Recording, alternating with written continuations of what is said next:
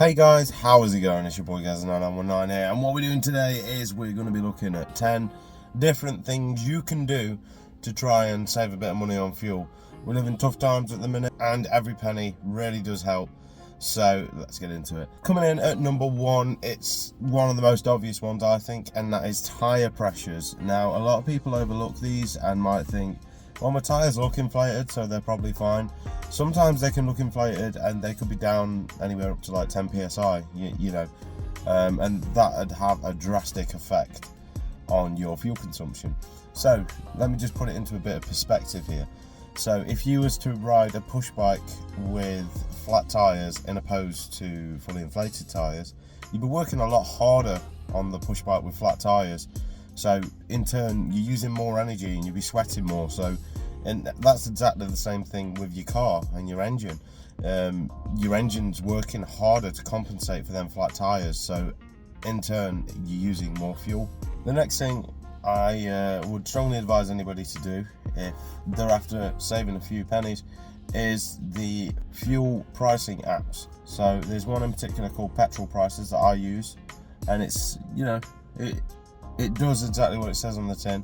It's not always fully accurate, but for the most part, it'll tell you the cheapest station around you. It does what it needs to do, and even though it's saving like, I don't know, maybe a couple of pence per litre, again, it's that thing, like nowadays, you've really got to be chasing after every penny, and it really does, it makes a massive difference. The next thing I want to talk about is servicing. Now, there's going to be a theme going on today, and that is basically, the harder your engine has to work, the more fuel you use. And this ties in with the servicing, because with your servicing, over time your oil, it tends to lose its values. It doesn't lubricate as well, it thickens up, and obviously with this thicker oil, it's not flowing as smooth as it possibly could. So if you're just leaving oil in and just not bothering to service it, it's harder for the engine to move about. And it's exactly the same with your filters and stuff like that. Like say with your air filter, over time that can get somewhat clogged up. So this next thing is basically removing any unwanted weight. And with this, I'm quite guilty for this, to be honest, because I always carry oil and things like that in the boot, because I always think better to have and not need than to need and not have. But at the same time, you can get carried away with that sort of saying, and then before you know it, you've got a load of stuff that you don't need. So literally anything that you don't need, even if it's a few bits and bobs, or just clear all the rubbish out your car, well, it all mounts up. And plus it makes your car a nicer place to be when it's clean. So it's a win-win really when you think about it. Next thing is avoiding harsh acceleration, so getting up to speed really quickly. 9 times out of 10, if you're going crazy putting your foot down to get off the lights, you're just going to end up at the next set of lights beside the exact same person. So it doesn't really make much of a difference if you take it steady or go speeding, but it does make a difference to your fuel, because obviously if your revs are going higher, you know, it's a no-brainer. Your engine's going to be working faster, using more fuel, unless somebody's like gave you the look, unless like looking over and then just you know it's on, and you gotta. No, I don't condone street racing. Don't do that. So I think the next thing is something that a lot of people really do overlook, and that is getting your wheels aligned. Now, what I mean by this is, if you don't quite understand it, is if you've ever looked at your tyre and like part of it's worn, part of it's bald, and the rest of it is, well, looks normal, then that is because you've got something called uneven wear. And tracking it, say my hands represent the bottom of your wheels. Now the wheels can either go like this, or they can also go in like that or out like that. And what happens is, when these things occur, this and this, you get uneven tyre wear. But then when you get things like this or that, then the wheels are literally fighting against themselves, and this puts the engine through a lot more stress.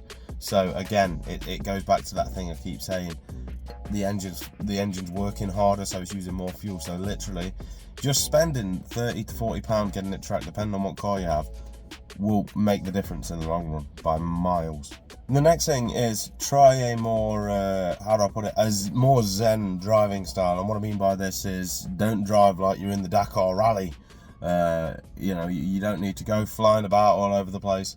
again, like I said with the harsh acceleration thing, it doesn't really, you don't need to be going around 300 mile per hour, because 9 times out of 10, you know, when you're in the city or whatever, you're going to end up at the same place anyway. So if you're aggressively pulling off to get 200 meters in front and then stopping again, there's just no point, and you just, not only are you going to wear parts out quicker, but you're going to use a lot more fuel.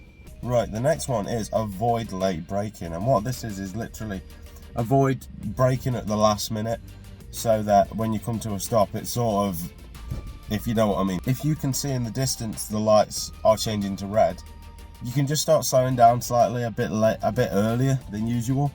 You know, there's no harm of it in it, as long as you're not slamming on your brakes and brake checking the person behind.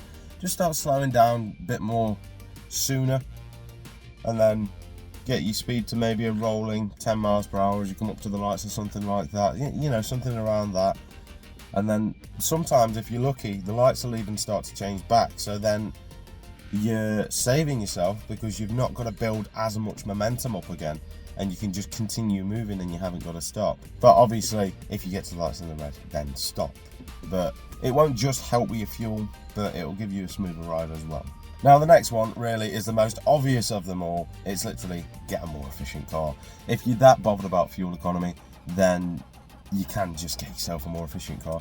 Even on the old second-hand market, there's still some good things knocking about. Audi A3s and like Volkswagen Golfs and Polos, they will give you really good MPG.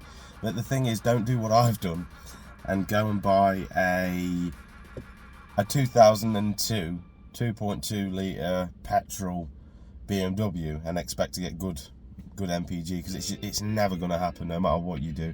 I could be the calmest driver in the world and I'm never going to get amazing figures out of this. On to the final thing, it is keeping the revs low. So when you're driving along, if you're just driving along a 50 road and maybe you've got it in 4th gear and the car's screaming away at 3000 RPM, just change to 5th. And it's same when changing up. Try and keep the changes at around like 2500 RPM. You'll notice a difference, because you're not ever going up to that higher RPM, so the engine's not going as fast. So you're just taking your time a bit, you're moving a bit smoother, you know, the car's a bit happier with you doing it, so it's just a bit more efficient. But again, obviously, if somebody looks at you and it's on and you need to race, then you've got to race. Then by all means, redline your car. No, I'm joking, I do not condone street racing, okay? But yeah, that is it on 10 tips on how to save fuel. If there's anything you want to add, feel free to comment below. If there's anything you don't quite agree with, again, feel free to comment below. I like to reply to most of my comments. But apart from that, thank you for watching. If you did enjoy it, please don't forget to like, subscribe, and maybe even hit that bell icon for notifications on future uploads. Until the next time, guys,